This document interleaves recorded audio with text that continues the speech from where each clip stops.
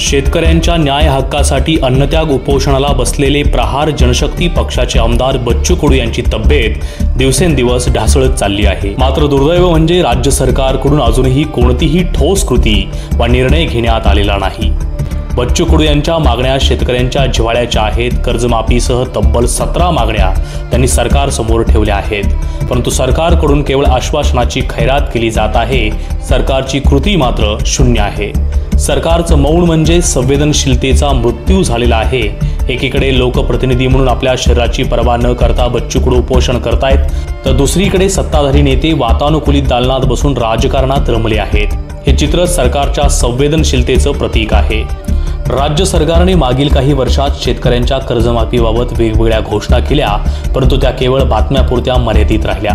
प्रत्यक्षात लाखो शेतकरी अजूनही कर्जाच्या ओझ्याखाली दबले आहेत।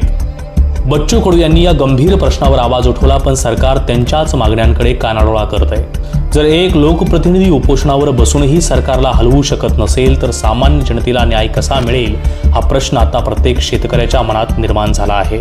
सत्ताधाऱ्यांनी जरी दुर्लक्ष केलं तरी जनतेच्या मनात बच्चू कडूंचं स्थान अढळ आहे। त्यांनी केवळ भाषणं केली नाही, तर कृतीतून आपली बांधिलकी सिद्ध केली आहे। आज ते शेतकऱ्याच्या संघर्षाचा चेहरा झाले आहेत। Ground report ER news Marathi, Amravati.